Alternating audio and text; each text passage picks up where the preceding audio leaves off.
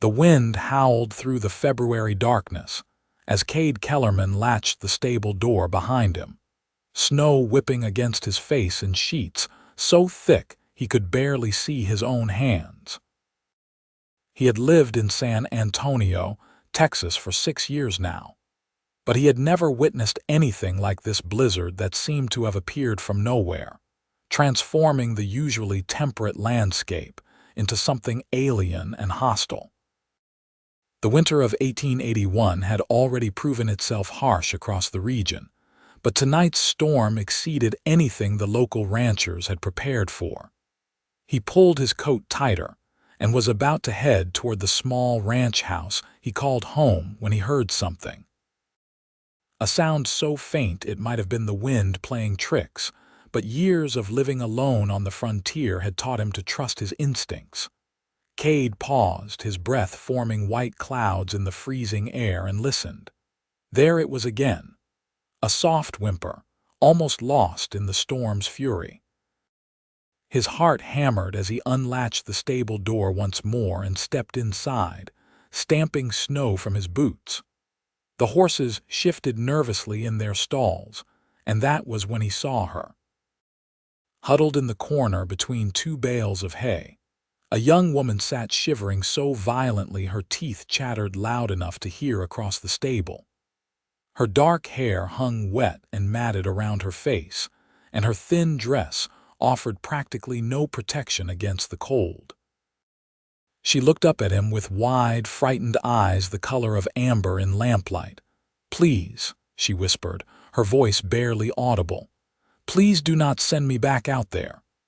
Kade moved quickly, shrugging off his heavy coat and wrapping it around her shoulders.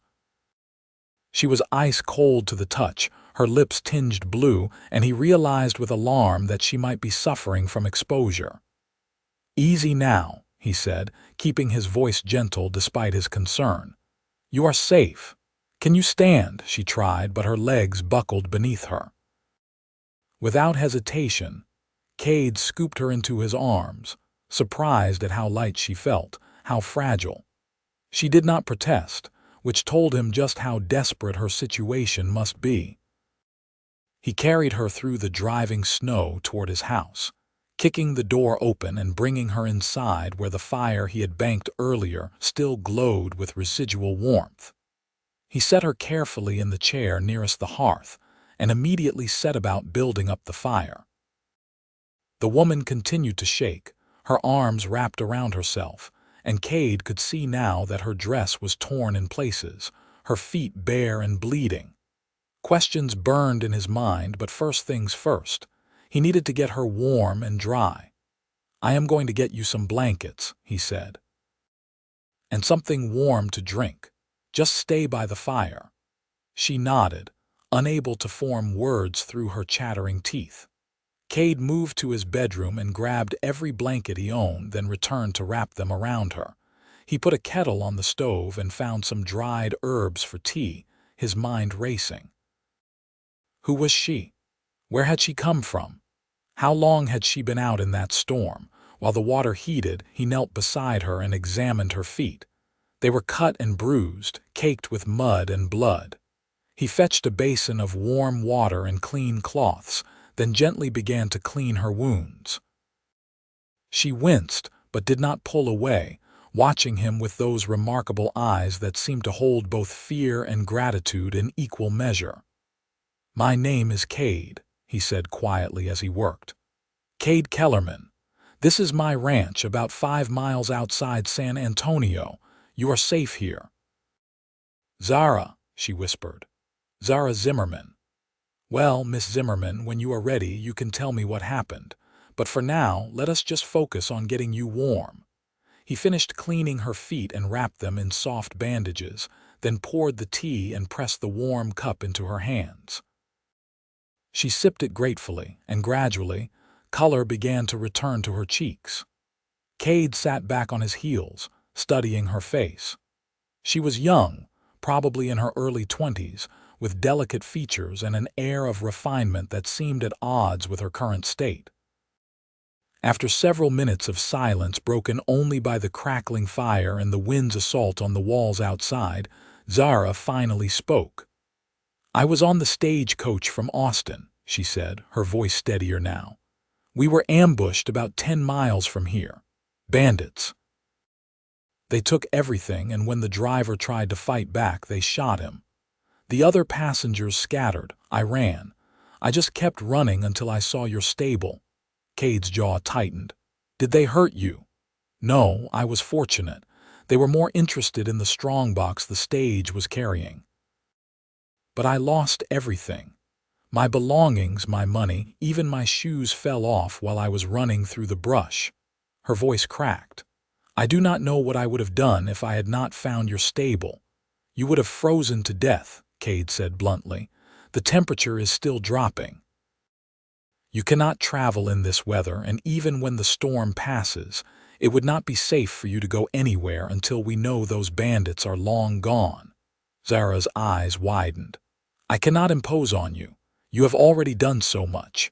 You are not imposing. This is Texas hospitality, Miss Zimmerman, and besides, I would not be able to sleep knowing I turned someone out into a storm like this." He stood and gestured toward his bedroom. "Take my bed. I will take the floor out here by the fire." "Absolutely not," Zara protested, trying to stand. "You have already given me your coat and your blankets.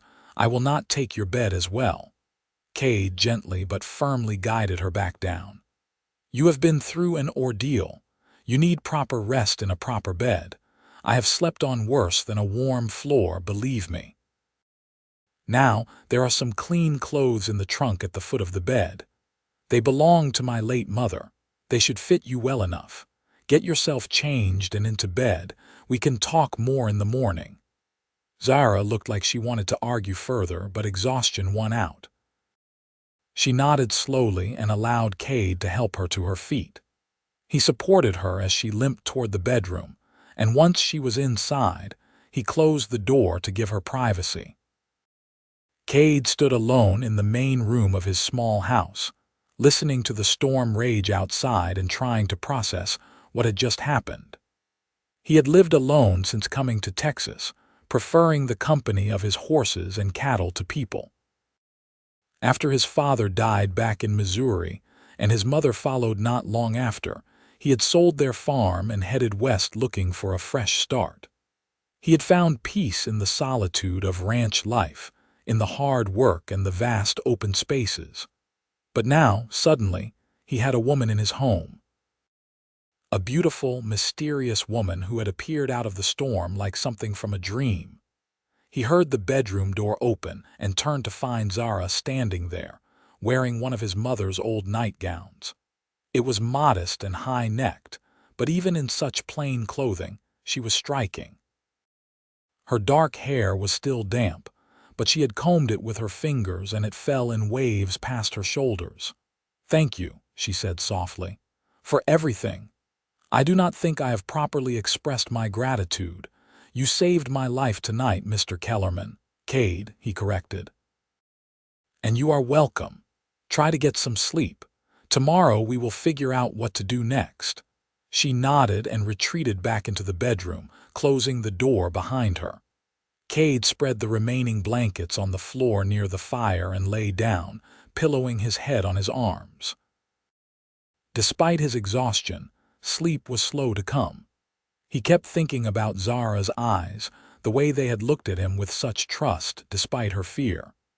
He wondered about her story, where she had been going, what her life was like before tonight. The storm continued its assault through the night, and Cade dozed fitfully, waking several times to add wood to the fire.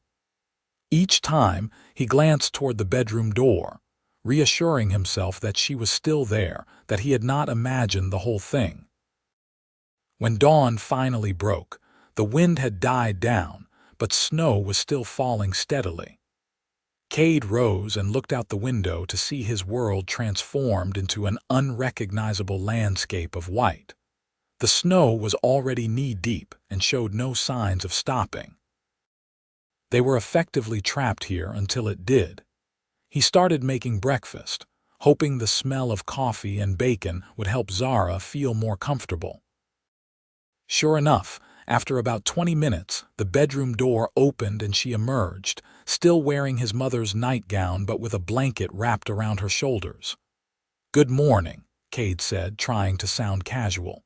"How are you feeling?" "Sore," Zara admitted, moving slowly to the table. "But alive, thanks to you. Is it still snowing?" "Yes, and it looks like it plans to continue for a while. We might be stuck here for a few days." Zara's face fell. "I am so sorry. I know this must be terribly inconvenient for you." "Stop apologizing," Kade said, setting a plate of food in front of her. "You did not ask for any of this to happen. Besides, the ranch work can wait. The animals are safe in the stable with plenty of feed and water. We have food and firewood. We will be fine." They ate in companionable silence for a while, and Kade found himself sneaking glances at her when he thought she was not looking. In the morning light, he could see that her face bore a few small scratches, likely from running through the brush, but otherwise she seemed unharmed. Her hands, however, were another matter. They were delicate and smooth, the hands of someone who had never done hard labor. She was educated too, he could tell from the way she spoke, her careful grammar and refined accent. "May I ask what brought you to Texas?" Kade said finally. "You do not sound like you are from around here." Zara set down her fork and looked at him steadily.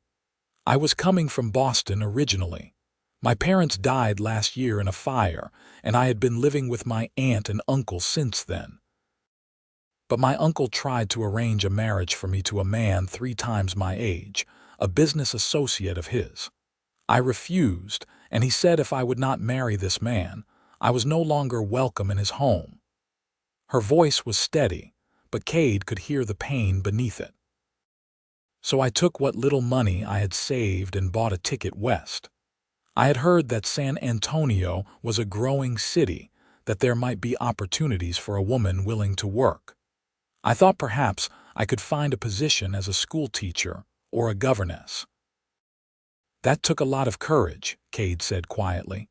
"Traveling alone like that, or stupidity," Zara said with a rueful smile. "I certainly did not plan on being robbed and stranded in a blizzard. Well, once the weather clears, I will take you into San Antonio. You can speak to the town council about the teaching position. They have been looking for someone qualified. The children around here need a proper education." Zara's eyes lit up. "Do you truly think they would consider me?" "I do not see why not. You are clearly educated, and if you are half as determined as you seem, you will do well." They spent the rest of the morning talking, and Kade found himself enjoying the conversation more than he had enjoyed anything in a long time. Zara was intelligent and well-read, with strong opinions on everything from politics to literature. She asked him about his life, and he found himself telling her things he had not spoken of in years. About his parents, about why he came west, about the dreams he had for expanding his ranch someday. By afternoon, the snow had finally stopped, but the world outside was buried under 3 feet of white. Kade bundled up and went out to check on the animals, and when he returned, he found Zara had tidied up the house and was attempting to cook something over the fire despite her injured feet. "You should be resting," he said, moving to take over. "I have been resting all day," Zara protested. "Please let me help. I feel useless just sitting around while you do everything." They worked together to prepare the evening meal, moving around the small space with surprising ease. Kade was acutely aware of her presence, the way she hummed softly while she worked, the way her hair caught the firelight. He had to keep reminding himself that she was a guest, someone under his protection, and that she would be leaving as soon as the roads were clear. That night, Kade again insisted she take the bed while he slept by the fire. They talked until late, sharing stories and learning about each other, and when Zara finally retired to the bedroom, Kade lay awake for a long time, thinking about how empty his house would feel once she was gone. The next few days fell into a pattern. Cade would wake early to tend the animals and clear snow from around the stable and house. Zara would have breakfast ready when he came back inside, and they would spend the days talking, cooking together, and simply enjoying each other's company. Her feet healed quickly under Cade's careful ministrations, and she began moving around more easily. On the fourth day, Zara found some fabric in his mother's trunk and began sewing herself a proper dress. Cade watched her work, admiring the neat, precise stitches and the way she seemed to pour all her concentration into the task. "You are skilled at that," he observed. "My mother taught me," Zara said softly. "She said a lady should always know how to maintain her own wardrobe." "I never imagined I would be grateful for the lesson quite like this." "Tell me about them," Cade said. "Your parents." Zara's hands stilled on the fabric. "They were wonderful. My father was a professor of literature, my mother a pianist. They were not wealthy, but we were happy. They encouraged me to read, to think, to question everything. When they died, it felt like the light went out of the world." She looked up at him with tears in her eyes. "My uncle was nothing like my father. He only saw me as a commodity, something to be traded for business advantage." Cade moved to sit beside her, and without thinking, he reached out and took her hand. "I am sorry you went through that, but I am glad your refusal to be controlled led you here." Zara looked at their joined hands, then up at his face. "So am I," she whispered. The moment stretched between them, charged with something neither of them was quite ready to name. Then Zara gently withdrew her hand and returned to her sewing, and Cade forced himself to stand and move away, his heart pounding.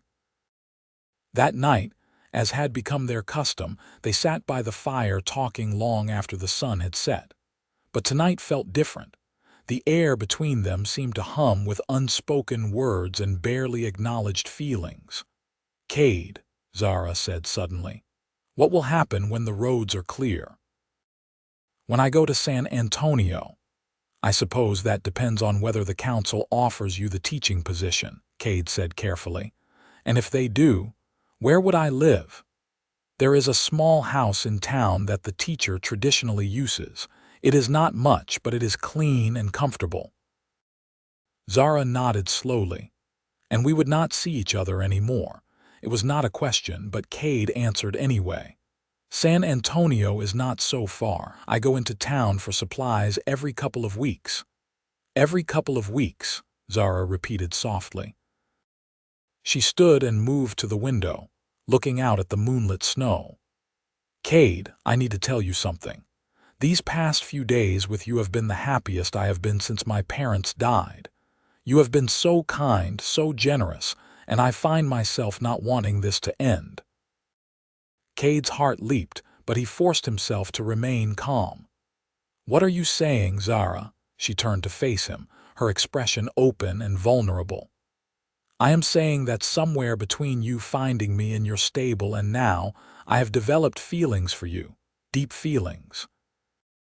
And I know it is foolish because we have only known each other for a few days, and you probably think I am just grateful or confused, but I know my own heart.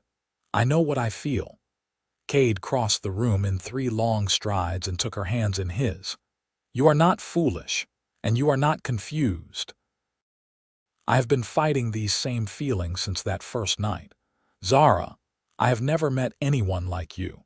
You are brave and intelligent and beautiful, and the thought of you leaving, of only seeing you every couple of weeks, it is like a knife in my chest." "Then what do we do?" Zara asked, her voice trembling. "We give this a chance," Cade said firmly. "We see where these feelings lead. You still need to go to San Antonio and speak to the council. You need to have your own life, your own independence. But that does not mean we cannot court properly, get to know each other even better." Zara smiled, and it was like the sun breaking through clouds. "I would like that very much."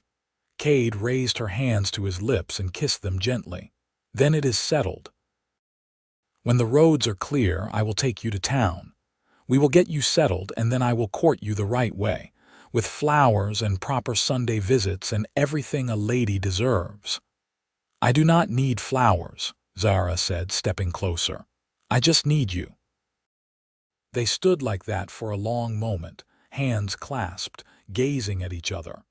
Then Kade reluctantly stepped back. "You should get some rest. Tomorrow I will start digging out a path to the main road. With luck, we can make the trip to San Antonio in a day or two." Zara nodded, though she looked as reluctant to part as he felt. "Good night, Kade." "Good night, Zara." The next 2 days were a flurry of activity. The snow had finally stopped completely, and Kade worked from dawn to dusk, clearing a path wide enough for his wagon. Zara helped as much as she could, bringing him hot coffee and food, and working inside to prepare for the journey. She had finished her dress, and it fit her perfectly, a simple but elegant garment in a soft blue fabric that matched her eyes. On the morning they were set to leave, Kade hitched his 2 strongest horses to the wagon and helped Zara climb aboard. She had bundled up in several layers, including his mother's old winter coat, and she looked both nervous and excited. The journey to San Antonio took most of the day. The roads were still difficult, covered in melting snow and ice, but Kade navigated them with the skill of someone who knew every inch of this land. They talked as they traveled, and Kade pointed out landmarks and told her stories about the area. When they finally arrived in San Antonio, the sun was setting, painting the sky in shades of orange and pink. The town was bustling despite the recent storm, with people clearing snow from walkways and going about their business. Kade drove straight to the boarding house run by a widow named Mrs. Peterson, a kind woman in her 50s who knew everyone in town. "Mrs. Peterson," Kade said as the woman answered the door, "I have brought someone who needs a room for a few nights. This is Miss Zara Zimmerman. She was on the stagecoach that was robbed during the storm." Mrs. Peterson's eyes widened. "Oh, you poor dear, we heard about the robbery. The driver died, did he not? Terrible business. Of course you can stay here. Come in, come in." Kade helped Zara down from the wagon and carried her small bundle of belongings inside. Mrs. Peterson showed them to a small but clean room on the second floor, chattering the whole time about the storm and the robbery and how fortunate Zara was to have been found by such a good man as Kade Kellerman. Once Zara was settled, Kade turned to Mrs. Peterson. "Is Sheriff Turner still in town? I need to report what Miss Zimmerman told me about the robbery. He is at his office. You best go see him before he heads home for supper." Kade nodded, then turned to Zara. "I will be back shortly. You rest. Tomorrow we will go see the town council about the teaching position." Zara caught his hand. "Thank you, Kade, for everything." He squeezed her hand gently. "Always." Kade found Sheriff Turner at his office, a grizzled man in his late 50s with a weathered face and sharp eyes. He listened intently as Kade relayed Zara's story about the robbery, making notes and asking occasional questions. "We have been tracking that gang for weeks," Turner said grimly. "They hit 3 stage coaches this month alone. Did Miss Zimmerman get a good look at any of them?" "I did not ask for details. She was pretty shaken up when I found her." "Understandable. I will come by Mrs. Peterson's tomorrow and speak with her if she is up for it. In the meantime, I will send some men out to the site of the robbery, see if we can pick up any trail." Kade thanked the sheriff and headed back to the boarding house. Mrs. Peterson informed him that Zara had already eaten and retired for the night, so he left a message that he would return in the morning, then headed to the hotel for the night. Sleep came hard. Kade was used to the quiet of his ranch, and the hotel room felt too small, too confining. More than that, he missed Zara's presence. In just a few short days, he had grown accustomed to her company, to the sound of her voice and her laughter. His house would feel empty without her. The next morning, Kade collected Zara from the boarding house, and they went to see the town council. The meeting was held in a small building near the center of town, and three men sat behind a long table, looking every bit the stern authority figures they were meant to be. Councilman Rogers, the eldest of the three, did most of the talking. He questioned Zara extensively about her education, her experience, her background. Kade watched as she answered each question with poise and confidence, never faltering, and he felt a surge of pride. Finally, Rogers leaned back in his chair and exchanged glances with his fellow council members. "Miss Zimmerman, we are impressed by your credentials. However, we must be frank. This is a frontier town, and teaching here is not like teaching in Boston. The children come from all backgrounds. Some speak more Spanish than English, and discipline can be challenging."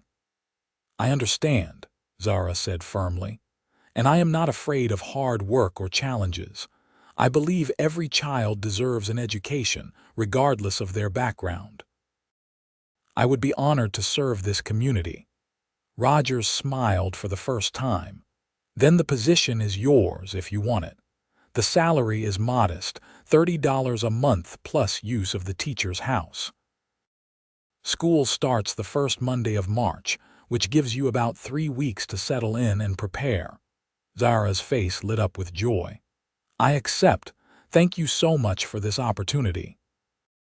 After the formalities were concluded and papers were signed, Kade and Zara stepped out into the bright morning sunshine. Zara was practically glowing with happiness, and Kade could not help but grin at her excitement. "Congratulations," he said warmly. "I knew they would hire you." "I cannot believe it," Zara said, clasping her hands together. "I have a job, a home, a fresh start. It is more than I ever hoped for." "Let me show you the house," Kade offered. "It is just a few streets over." They walked through the town, and Kade pointed out important locations along the way.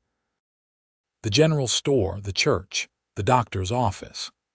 San Antonio was a good town, full of hard-working people who looked out for each other. He thought Zara would be happy here. The teacher's house was a small but sturdy structure with one bedroom, a main living area, and a tiny kitchen. It needed some work, Kade noted with a critical eye. The roof looked like it might leak, and some of the floorboards were loose. But it had good bones, and with a little effort it could be quite comfortable. "It needs some repairs," Zara said, echoing his thoughts, "but I think it could be lovely." "I can help with the repairs," Kade offered. "I am fairly handy with tools." Zara turned to him with a soft smile. "You have already done so much for me, Kade. I cannot ask you to do more." "You are not asking, I am offering. Besides," he added with a playful grin, "it gives me an excuse to see you more often." Zara laughed, a sound that Kade was quickly coming to treasure. "Well, when you put it that way, how can I refuse?" Over the next 3 weeks, Kade became a frequent visitor to San Antonio. He would arrive early in the morning with his tools and supplies, and he and Zara would work together to fix up the little house. They patched the roof, repaired the floorboards, and even built new shelves for Zara's future classroom materials. Mrs. Peterson and other townswomen donated furniture and household items, and slowly the house transformed into a real home.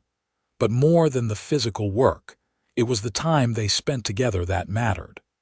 They talked endlessly about everything and nothing. Kade told her about his dreams of expanding his ranch, maybe raising horses as well as cattle. Zara shared her hopes for her students, her plans for lessons and activities. They laughed together, worked side by side, and with each passing day, the bond between them grew stronger. Kade was falling in love with her. He knew it with a certainty that both thrilled and terrified him. He loved the way she concentrated so hard on tasks that her tongue peeked out between her lips. He loved how she was not afraid to get her hands dirty, to climb up on the roof with him and help hammer in shingles. He loved her quick wit and her kind heart, the way she spoke to everyone she met with genuine interest and respect. And from the way Zara looked at him, the way her face lit up whenever he arrived, the way her hand seemed to find his whenever they walked together, he suspected she felt the same way. 3 days before school was set to begin, they finished the last of the repairs and stood back to admire their handiwork. The house looked wonderful, cozy and inviting, with cheerful curtains in the windows and a warm fire crackling in the hearth. "It is perfect," Zara said softly. "Thank you, Kade. I could never have done this without you." "Yes, you could have," Kade said, "but I am glad you did not have to." They were standing close together, and Kade could smell the faint scent of lavender that seemed to cling to her hair.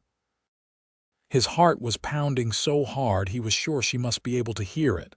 "Zara," he said quietly, "I need to tell you something." She looked up at him, her eyes wide and trusting. "What is it?" "I am in love with you," Kade said simply.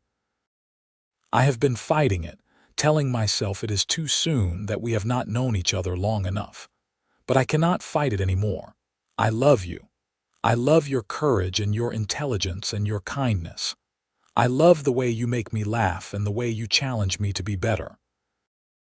I love everything about you." Zara's eyes filled with tears, but she was smiling. "Oh, Kade, I love you too. I think I started falling in love with you that first night when you wrapped your coat around me and carried me into your house. You were so gentle, so caring, and every day since then I have fallen more deeply in love with you." Kade cupped her face in his hands, his thumbs gently wiping away her tears. "I want to do this right, Zara. I want to court you properly, give you time to be sure of your feelings. You have a whole new life starting here, and I do not want to rush you into anything." "You are not rushing me," Zara said, placing her hands over his. "I have never been more sure of anything in my life. I love you, Kade Kellerman, and I want to build a life with you." Kade lowered his head slowly, giving her every opportunity to pull away, but she did not. She met him halfway, and when their lips finally touched, it was like coming home. The kiss was gentle and sweet, full of promise and hope and love. When they finally pulled apart, both were breathless. "Marry me," Kade said impulsively. "I know it is fast and I know people will talk, but I do not care. I want to wake up next to you every morning for the rest of my life. Marry me, Zara." Zara laughed through her tears. "Yes, yes, of course I will marry you." Kade swept her into his arms and spun her around, both of them laughing with pure joy. When he set her down, he kissed her again, deeper this time, pouring all his love and devotion into the gesture. They decided to wait until after school started to get married, giving Zara time to settle into her new position and prove to the town that she was serious about her commitment to teaching. Kade returned to his ranch, but he visited every Sunday without fail, and they attended church together, sitting side by side in the wooden pews and ignoring the curious glances and whispered comments. The first day of school arrived, and Kade was there to see Zara off. She looked beautiful and professional in a new dress she had sewn herself, her hair pinned up neatly, her expression a mixture of nervousness and excitement.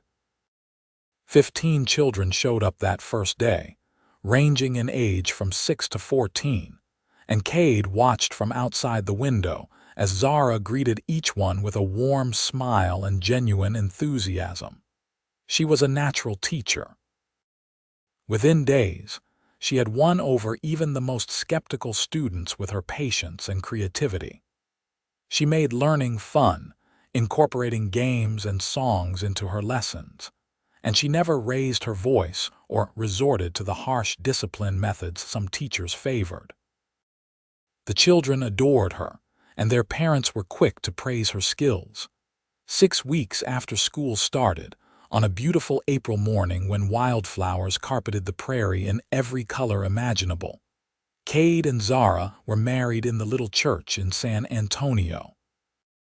It was a small ceremony with just Mrs. Peterson, Sheriff Turner, and a few other townspeople in attendance. Zara wore a simple white dress and Kade wore his best suit. The minister spoke about love and commitment, but Kade barely heard the words. He was too focused on Zara, on the way she glowed with happiness, on the love shining in her eyes as she looked at him. When the minister pronounced them husband and wife, Kade kissed his bride with all the passion and tenderness he possessed, and the small crowd erupted in cheers and applause. The question of where they would live had been a source of much discussion. Zara needed to be in town for her teaching duties, but Kade had his ranch to run. They finally decided on a compromise. During the school year, Kade would stay in town with Zara during the week, making the trip back to the ranch only as needed to check on things and tend to essential tasks. He hired a young man named Miguel to help with the daily ranch work, someone he could trust to keep things running smoothly. On weekends and during the summer months, they would live at the ranch. It was not a perfect solution, but it worked. Kade found that he did not mind the arrangement as much as he thought he would. Being with Zara was worth any inconvenience, and he discovered he actually enjoyed being more involved in town life. He joined the church board and started helping with community projects, something he never would have done before Zara came into his life. Their first year of marriage was one of adjustment and discovery. They learned each other's habits and quirks, had their first arguments and their first reconciliations. Kade discovered that Zara was terrible at cooking but excellent at managing finances.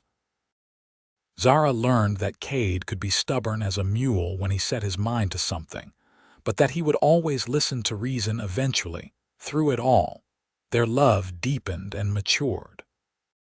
The passionate romance of their courtship evolved into something even more meaningful, a partnership built on mutual respect and unwavering devotion.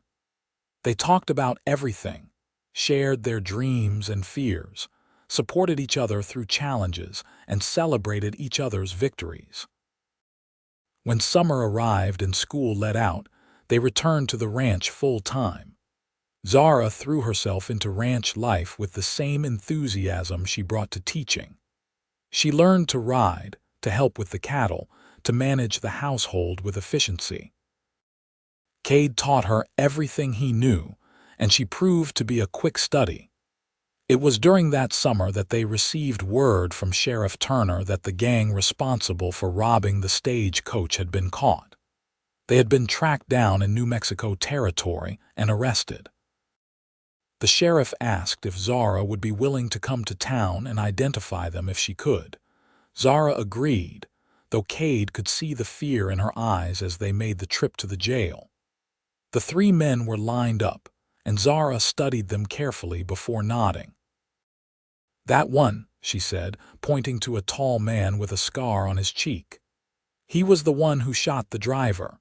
And that one," she indicated a shorter man with dark hair, "he was the one who took the strongbox." Sheriff Turner thanked her for her testimony, and as they left the jail, Kade wrapped his arm around her shoulders. "Are you all right?" "I am now," Zara said, leaning into him. "For so long I have been carrying fear about what happened that night. But seeing them caught, knowing they will face justice, it feels like I can finally close that chapter of my life and move forward." "We will move forward together," Kade promised. As the seasons turned, their life together settled into a comfortable rhythm. The school year would bring them to town, where Zara would teach and Kade would help with community projects while keeping an eye on the ranch with Miguel's capable assistance. Summer would find them at the ranch, working side by side under the big Texas sky. In the spring of 1883, 2 years after they met, Zara discovered she was pregnant. Kade was overjoyed at the news, and he immediately became protective to the point of being overbearing. Zara laughed at his fussing and insisted she was perfectly capable of continuing her normal activities, at least for a while. The town was thrilled at the news as well. Zara had become beloved in the community, and everyone looked forward to the arrival of the baby. Mrs. Peterson and the other women threw a party for Zara, showering her with handmade baby clothes and blankets and advice about childbirth and motherhood. As Zara's pregnancy progressed, they made the decision that she would take a break from teaching for a year after the baby was born. The town council was understanding and agreed to hold the position for her, hiring a temporary teacher in the meantime. In November of 1883, on a cool autumn evening, Zara went into labor. Kade sent for the doctor and for Mrs. Peterson, then paced the floor of their bedroom like a caged animal while Zara labored with remarkable calm and courage. He held her hand when she needed him, wiped her brow with cool cloths, and whispered words of encouragement and love. After 8 hours of labor, their son was born, a healthy baby boy with a thick shock of dark hair and lungs that announced his arrival to half the town. Kade stared down at his son in wonder, this tiny perfect being that he and Zara had created together, and felt tears streaming down his face. "He is beautiful," Kade whispered, his voice choked with emotion, "just like his mother." "He has your eyes," Zara said softly, exhausted but radiant with joy. "What should we name him?" They had discussed names for months but had never quite settled on one. Now, looking at his son's face, Kade knew. "James, after my father, James Kellerman." Zara smiled. "James, I love it. Welcome to the world, James." Fatherhood transformed Kade in ways he never expected. He had always been responsible and hardworking, but now he had someone completely dependent on him, someone who looked at him with absolute trust and love. He took to his new role with enthusiasm, surprising Zara by being just as capable at changing diapers and soothing a crying baby as he was at breaking horses and herding cattle. The years that followed were full and happy. Zara returned to teaching when James was a year old, bringing him to the schoolhouse with her until he was old enough to play independently. The older students doted on him, and James grew up surrounded by love and learning. In 1886, their second child was born, a daughter they named Rose. She was as different from James as night from day, with blonde hair and gray-green eyes, and a stubborn streak that made both her parents laugh in recognition. Where James was quiet and thoughtful, Rose was loud and adventurous, always getting into mischief and charming her way out of trouble. The ranch prospered under Kade's management. He expanded the cattle operation and, as he had always dreamed, began raising horses as well. His reputation for breeding quality stock spread, and buyers came from as far away as Colorado and Arizona to purchase his animals. Zara continued to teach, becoming one of the most respected educators in the region. Her former students went on to successful careers, and many credited her with inspiring their love of learning. She never forgot what it felt like to be alone and afraid, and she made it her mission to help any child who seemed lost or struggling, offering encouragement and support that went far beyond the classroom. In 1889, tragedy struck when fire destroyed the schoolhouse. No one was hurt, thankfully, as the fire happened on a Sunday when the building was empty, but the loss was devastating to the community. The town council called an emergency meeting to discuss what to do, and Kade stood up and made an announcement that shocked everyone. "My wife and I would like to donate the funds to rebuild the school," he said. "Education is the foundation of a strong community, and we cannot let our children go without it." The amount was substantial, representing years of savings and profit from the ranch, but Kade and Zara had discussed it and were in complete agreement. The stunned gratitude of the town was overwhelming, and within weeks, construction began on a new, larger schoolhouse that could accommodate the growing number of students.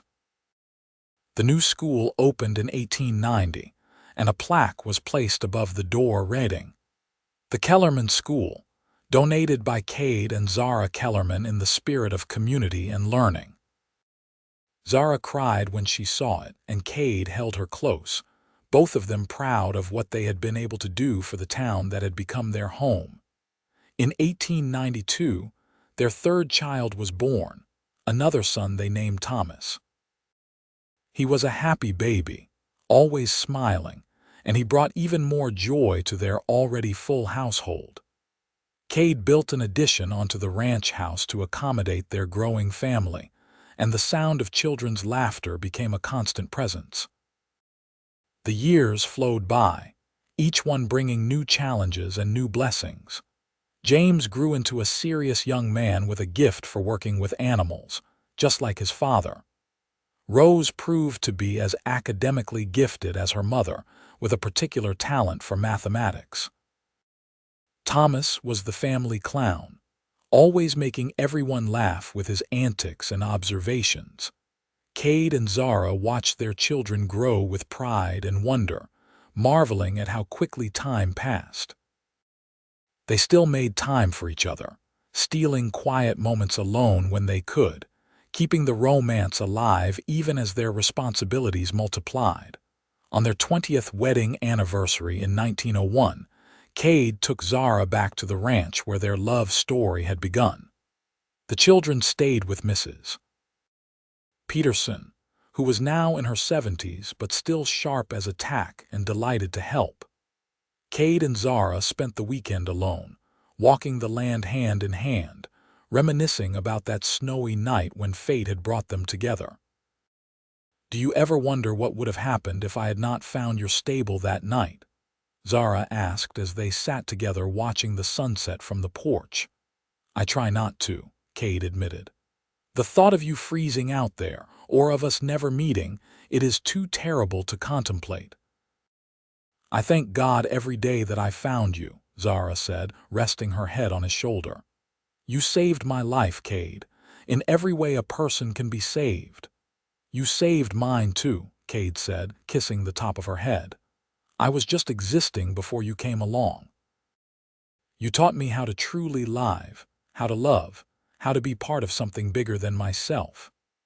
They sat in comfortable silence as the sky turned brilliant shades of orange and purple, then deep blue dotted with stars. 2 decades had passed since that fateful night, but Kade could still remember every detail. The way Zara had looked up at him with those frightened amber eyes, the protective surge he had felt, the instant connection. How his life had changed in that single moment. As 1905 arrived, bringing with it a new century and new possibilities, the Kellerman family was thriving. James, now 21, had taken over much of the day-to-day ranch operations, showing the same skill and dedication his father possessed. He had recently announced his engagement to a sweet young woman from a neighboring ranch, and wedding plans were underway. Rose, at 19, had gone east to attend college, something nearly unheard of for young women at the time. But Kade and Zara had encouraged her ambitions, and she was studying to become a doctor. She wrote home regularly, her letters full of enthusiasm for her studies and her determination to return to Texas to practice medicine. Thomas, at 13, was still deciding what he wanted to do with his life, but he showed promise in everything he tried. He loved the ranch, but was also fascinated by the new technologies emerging, talking constantly about automobiles and airplanes and all the inventions that were changing the world. Zara had retired from teaching 2 years earlier, after 30 years of service. The town had thrown a huge celebration in her honor, with former students traveling from all over to pay tribute to the woman who had shaped so many lives. She spent her days now helping manage the ranch, writing, and volunteering with various charitable organizations in San Antonio. Kade, at 53, had finally handed over the bulk of the physical ranch work to James and the hired hands. His body was not what it used to be, years of hard labor having taken their toll, but he remained actively involved in decisions and planning. He spent more time now mentoring young ranchers, sharing the knowledge he had accumulated over decades. One evening in late spring, as they sat on the porch watching another spectacular sunset, Zara turned to Kade with a thoughtful expression. "Do you remember what you said to me that first night?" "When you found me in the stable," Kade smiled. "Take my bed, I will take the floor. How could I forget? You argued with me about it." "You were so kind," Zara said softly. "So selfless. You gave me everything that night. Your warmth, your safety, your protection. You asked for nothing in return." "I got everything in return," Kade corrected. "I got you. The best thing that ever happened to me literally stumbled into my stable during a blizzard. How lucky is that?" Zara laughed. "When you put it that way, it does sound rather extraordinary. We have had a good life, have we not?" Kade said, taking her hand. "A very good life. The best," Zara agreed. "Sometimes I still cannot believe how far we have come from that frightened woman hiding in a stable and the lonely rancher who found her." "We found each other," Kade said, "and we built something beautiful together. A family, a home, a legacy." They sat together as darkness fell, surrounded by the sounds of the ranch they loved. Cattle lowing in the distance, horses nickering in the stable, the rustle of wind through the grass. Inside the house, they could hear Thomas practicing his guitar, a hobby he had recently taken up. A few weeks later, James married his sweetheart in a beautiful ceremony on the ranch. The whole community turned out for the celebration, and Kade watched his son exchange vows with the same mixture of joy and solemnity he had felt at his own wedding. When he looked at Zara, he saw tears streaming down her face, and he reached over to take her hand. "Our baby is all grown up," she whispered. "He is," Kade agreed. "But he will always be our son, and now we gain a daughter." The celebration lasted well into the night with music and dancing and laughter. Kade danced with Zara under the stars, just as they had done at their own wedding, and he marveled at how she was still the most beautiful woman in the world to him. A few gray hairs, some lines around her eyes from years of smiling, but she was his Zara, the love of his life, and she always would be. In 1907, Rose returned from medical school, the first female doctor in San Antonio. She set up a practice in town and quickly became respected for her skill and compassion. Kade and Zara were immensely proud of her, this daughter who had dared to dream big and had made those dreams reality. That same year, James and his wife welcomed Kade and Zara's first grandchild, a boy they named after Kade. Holding his grandson for the first time, Kade felt the same awe and wonder he had felt holding his own children. The circle of life continuing, another generation to carry on the family name and traditions. Thomas graduated from high school and surprised everyone by announcing he wanted to study engineering. He had his heart set on helping build the infrastructure that was bringing Texas into the modern age. Kade arranged for him to attend university in Austin, and Thomas threw himself into his studies with characteristic enthusiasm. As 1910 dawned, Kade was approaching 60. His hair was more gray than brown now, and his joints ached on cold mornings, but he was content. He had his health, his family, and Zara by his side. What more could a man ask for? They had settled into a peaceful routine, spending most of their time at the ranch now that all the children were grown and gone. They still went into San Antonio regularly to see Rose and to attend church, but they were happiest here on the land they had worked so hard to build. One afternoon, Zara came to Kade with an idea. "I want to write a book," she announced. About teaching, about education, about the methods I developed over the years. Maybe it could help other teachers. I think that is a wonderful idea, Kade said enthusiastically. You have so much knowledge and experience to share. Zara threw herself into the project, spending hours at her desk writing and revising. Kade would bring her tea and kiss the top of her head, proud of her dedication. When the manuscript was finally complete, she sent it to several publishers, and to her delight, one agreed to publish it. Principles of Progressive Education by Zara Zimmerman Kellerman was released in 1912 and became unexpectedly popular among educators.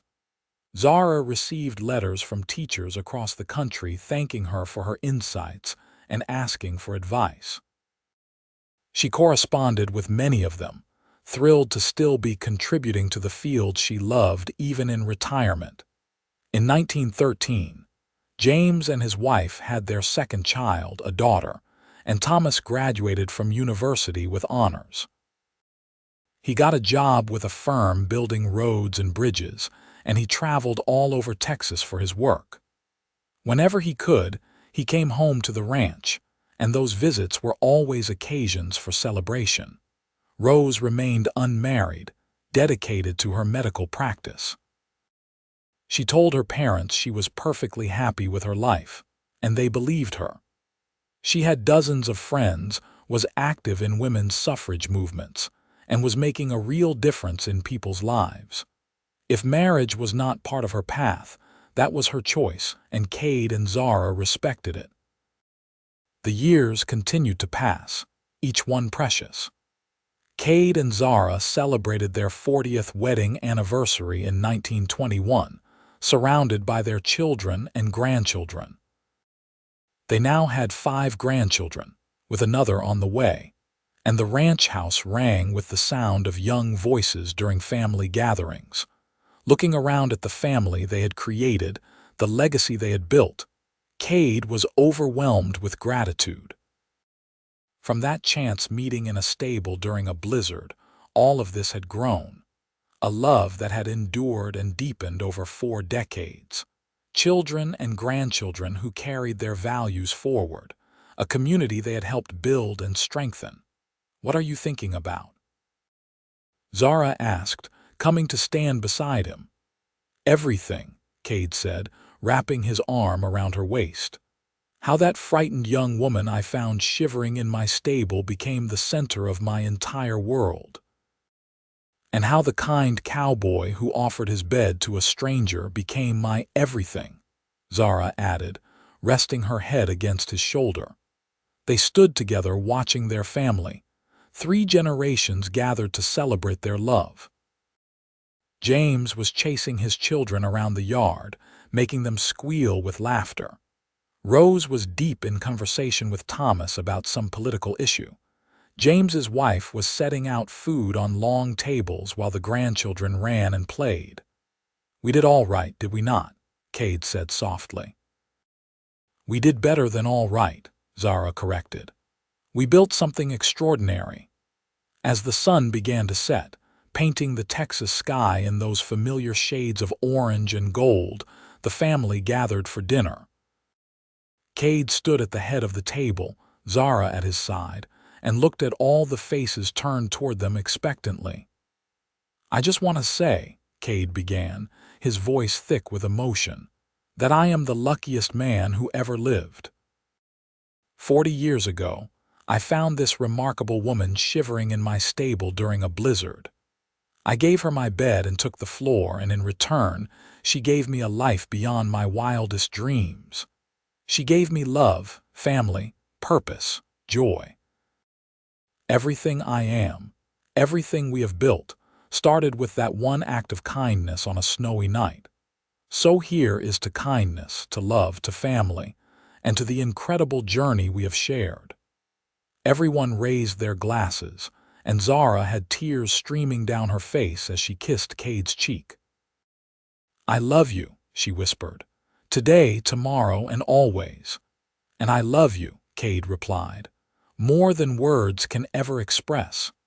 The evening was filled with laughter and stories, the grandchildren begging to hear the tale of how their grandparents met for the 100th time. Kade and Zara obliged, taking turns telling the story, embellishing certain details to make the children giggle, but never straying from the essential truth of it. A woman in desperate need, a man with a kind heart, a blizzard that brought them together against all odds. As the night grew late and families began gathering sleepy children to head home, Kade and Zara stood on the porch, waving goodbye. When everyone had gone and they were alone again, they went inside to their bedroom, the same room where Kade had insisted Zara sleep that first night while he took the floor. "You remember how you argued with me about taking the bed?" Kade said as they got ready for sleep. "I remember thinking you were the most stubborn, chivalrous man I had ever met," Zara said with a smile. "And I was right." They climbed into bed together, Kade pulling Zara close against him the way he had every night for 40 years. Her head rested on his chest, her hand over his heart, and he stroked her hair gently. "Thank you," Zara whispered. "For what? For finding me, for saving me, for loving me, for giving me this beautiful life." "Thank you for saying yes," Kade replied, "for taking a chance on a simple rancher, for building this life with me." They fell asleep like that, wrapped in each other's arms, two souls who had found each other in a storm and had never let go. The years that followed were gentler, slower. Kade's health began to decline as he entered his 70s, and Zara devoted herself to caring for him with the same tenderness he had shown her that first night. They spent their days sitting on the porch, watching the land they loved, telling stories, and simply enjoying each other's presence. Rose came to check on them regularly, her medical training useful in managing Kade's various ailments. James and his family visited every Sunday without fail. Thomas, though his work kept him busy, made time to come home whenever he could. In the spring of 1928, as wildflowers once again carpeted the prairie, Kade fell ill with pneumonia. Rose did everything she could, but at 76, his body was tired. He knew, and Zara knew, that his time was coming. On a peaceful morning with birds singing outside the window, Kade gathered what remained of his strength and looked at Zara, who sat beside his bed holding his hand. "Do not be sad," he said softly. "I have lived the most extraordinary life. I got to love you for 47 years. I got to see our children grow into remarkable people. I got to hold our grandchildren and even a few great-grandchildren. How many men can say they got everything they ever wanted?" "I do not want to lose you," Zara said, tears streaming down her face. "You will never lose me," Kade promised. "I will always be with you, in every sunrise, in every wildflower, in the faces of our grandchildren. Our love does not end just because I am gone. It is eternal, Zara. What we built together, it goes on." He squeezed her hand with what little strength he had left.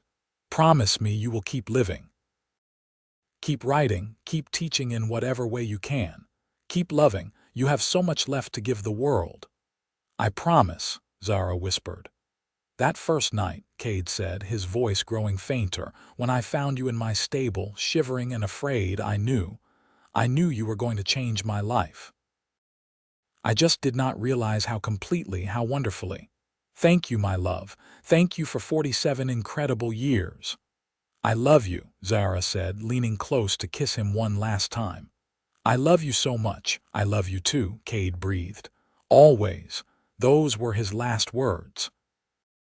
He closed his eyes with a peaceful smile on his face, and Zara held him as he slipped away, her tears falling on his weathered hands. The funeral was enormous, with people coming from all over Texas to pay their respects to Kade Kellerman. He had touched so many lives through his kindness, his generosity, his quiet strength. The church could not hold everyone who wanted to attend, and they stood outside in the sunshine, remembering a good man who had lived a good life. Zara bore her grief with the same grace she brought to everything. She missed Kade desperately, felt the loss of him like a physical wound, but she kept her promise. She continued to write, to correspond with educators, to be involved with her family and community. She found comfort in her children and grandchildren, in the legacy she and Kade had created together. She lived another 12 years, productive and engaged until the end. She published 2 more books, saw women gain the right to vote, witnessed the beginning of another world war. Through it all, she kept Kade's memory alive, telling stories about him to anyone who would listen, making sure her grandchildren and great-grandchildren knew about the remarkable man who had started it all. In the spring of 1940, at the age of 82, Zara passed away peacefully in her sleep at the ranch house. She was buried next to Kade under a large oak tree overlooking the prairie they both loved. The headstone reads simply, "Kade and Zara Kellerman. United by fate in a blizzard, bound by love for eternity." Their children ensured the ranch stayed in the family, passing it down through the generations. The Kellerman School in San Antonio continued to educate children for decades. Zara's books remained in print, influential in shaping educational philosophy. Their legacy lived on in countless ways, touching lives they would never know about, but perhaps the most important legacy was the love story itself. A tale told and retold through the generations, of a cowboy who found a woman shivering in his stable and offered her his bed while he took the floor. A simple act of kindness that blossomed into a love that spanned nearly 5 decades and created a family that would continue for generations to come. In the end, that was what mattered most. Not the ranch or the school or the books, though those were all important. What mattered was that 2 people had found each other against all odds, had chosen love every single day, and had built a life together that was rich in meaning and purpose and joy. On warm spring evenings, when wildflowers bloomed across the Texas prairie, and the sunset painted the sky in shades of orange and gold, those who knew the story would sometimes pause and think of Kade and Zara. They would remember that true love exists, that kindness matters, that a single moment can change everything. The old ranch house still stood, maintained lovingly by the family, a testament to what could be built when 2 hearts joined as one. And sometimes, on quiet nights when the wind whispered through the grass, it seemed you could almost hear them. Kade's deep voice telling a story, Zara's bright laughter in response. The echoes of a love that time could never diminish, a bond that death itself could not break. Their great-great-grandchildren would eventually take over the ranch, young people who had never met Kade and Zara but who knew their story by heart. They knew about the blizzard, about the stable, about those fateful words, "Take my bed, I will take the floor." They knew about the love that followed, the family that grew, the legacy that endured. And they would tell the story to their own children someday, ensuring that Kade and Zara Kellerman would never be forgotten. That their love story would continue to inspire, to remind people that in a world that can be harsh and unforgiving, kindness and love can still triumph. That from the darkest, coldest nights can come the warmest, brightest dawns. That was the true legacy of the cowboy and the woman he found shivering in his stable on a winter night in 1881. Not just a family or a ranch or a school, but proof that love, real and true and lasting, is possible. That it can overcome any obstacle, survive any hardship, and create something beautiful that echoes through time itself. And so the story ends where it began, in a stable on a snowy night, with a simple act of kindness that changed 2 lives forever and created a legacy of love that would never die.